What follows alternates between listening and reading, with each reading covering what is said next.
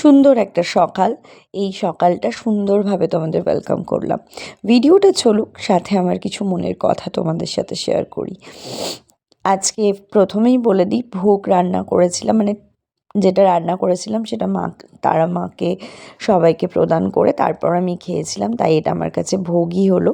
তো তোমরা রান্নাগুলো দেখো, আর আমি আমার মনের কিছু কথা তোমাদের সাথে শেয়ার করি। কি বলো তো, এখন একা থাকি তো, ভালো রান্না হোক মন্দ রান্না হোক যাই করি নিজের জন্য করি।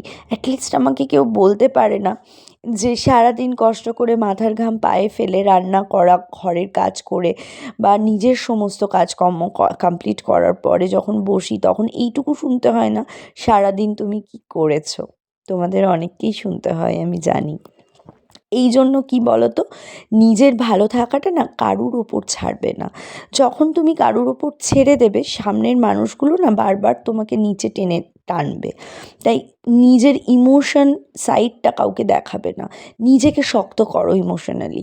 নিজের ইমোশনটাকে শক্ত করে থাকলে আর যাই হোক না কেন, তোমাকে কেউ হার্ট করার সাহসও পাবে না। কারণ তুমি ইমোশনালিও নিজের ওপর ডিপেন্ডেন্ট। ঠিক যেমন আমার ভালো লাগা, ভালো থাকা, কী খাবো, কী করছি, সমস্তটা সম্পূর্ণরূপে আমার ওপর ডিপেন্ডেন্ট। ভালো রান্না হোক, খারাপ রান্না হোক, আমিই খাবো। সারাদিন যেটাই করছি সেটা আমার ওপরেই। আমার যদি ইচ্ছা করে আমি করব, না ইচ্ছা করে করব না, কিন্তু আমি রোজই করি, কারণ তোমরা জানো আমি রান্না করতে ভালোবাসি, সেই জন্য। হ্যাঁ, আমার কষ্ট হয় যে আমি সবাইকে নিয়ে থাকতে ভালোবাসি, সবাই নেই, একা আছি, কিন্তু তার মধ্যেও কোথাও একটা ভালো লাগা বা ভালোবাসা খুঁজে নিয়েছি। কারণ কি বলো তো, ৫টা মানুষ অ্যাটলিস্ট তোমাকে এটা এন্ড অফ দ্য ডে বলতে পারবে না সারাদিন তো তুমি বসেই থাকলে। না, আমরা কেউ বসে থাকি না, সারাদিন আমাদের অনেক কাজ থাকে। আমরা ছোটোবেলা থেকে আমাদের মাকেও দেখেছি, আমাদের জেঠি কাকি সবাইকে দেখেছি, কখনো না কখনো কেউ না কেউ তাদেরকে এই কথাটা বলেই থাকতো। সেই সেম কথা যদি তোমাদেরও শুনতে হয়, কেমন লাগবে বলো তো?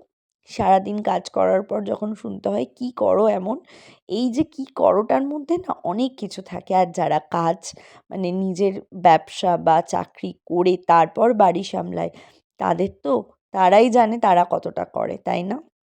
তো সেমভাবেই আমি একটাই কথা বলবো, নিজের ভালো থাকা, নিজেকে ভালো রাখার জন্য নিজের ওপর ডিপেন্ডেন্ট হও।